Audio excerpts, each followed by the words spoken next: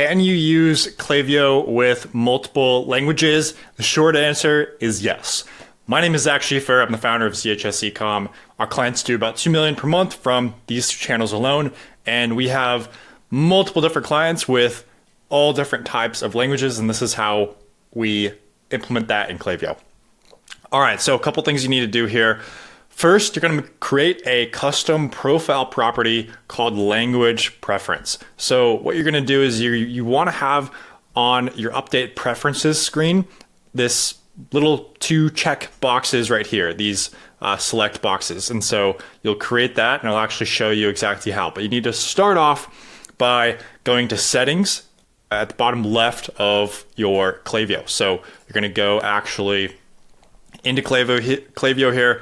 Going to hit settings, and then you're going to go to other, and then you're going to be on this screen right here. And so you're going to go to preferences page, and you can see I already have it right here, and this is what it's going to look like. But let's say we're doing this from scratch. So if we delete that, we're going to go into, we're looking for radio button right there, and we're going to put that as language preference.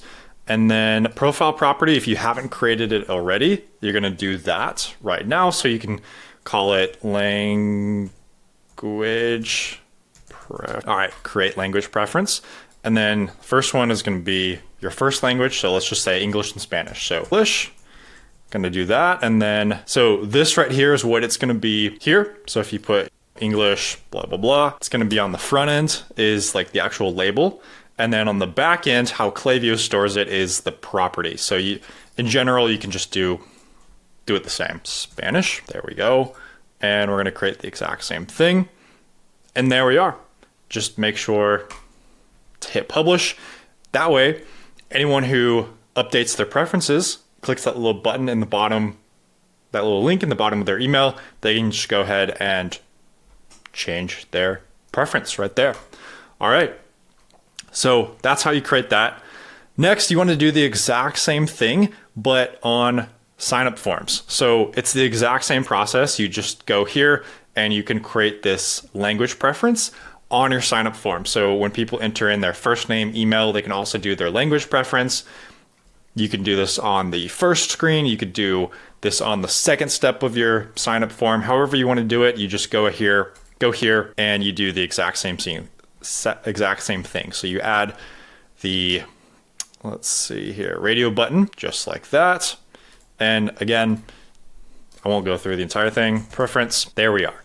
And you can add it on your sign-up form. So you could add it here, you could add it there, wherever you want. You could add a new step right here, just collect this information, however you want to do it. All right, next, you want to create 2 segments. So each person is going to have a language preference tied to them. You need to create 1 segment for each language. So all you're doing is looking at the profile property and saying, hey, is there profile property, does that equal English, or is it Spanish, or is it not set? So whatever your default is, if it's by default, if it's English, you would put anybody in here who it's not set, or it's English. And then of course you're going to send your English campaigns to this segment of people. You send the Spanish version of the campaign with Spanish copy to this group of people. All right, once you finish that, you're then going to want to add conditional splits to your flows. So in this case, we have this conditional split, language preference equals Español, Spanish, however you want to say it. And this is the exact same way that you define this segment, by the way. So you can see the conditional split. Spanish emails are going to be on the left. English emails are going to be on the right. English, English, English, Spanish, Spanish, Spanish. This is an example of a welcome series. Lastly, this was our translation process with our clients. So a little story time. We signed a client that they had English and Spanish speaking recipients.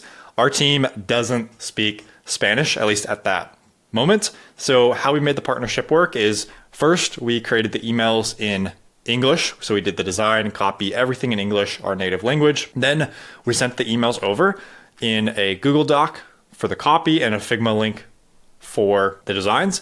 And then the brands team translated everything to Spanish. Since they're native Spanish speakers, they can keep the message on point. And then they gave us those translations, and then we set it all up within Klaviyo. No worries. All right, so that was the process.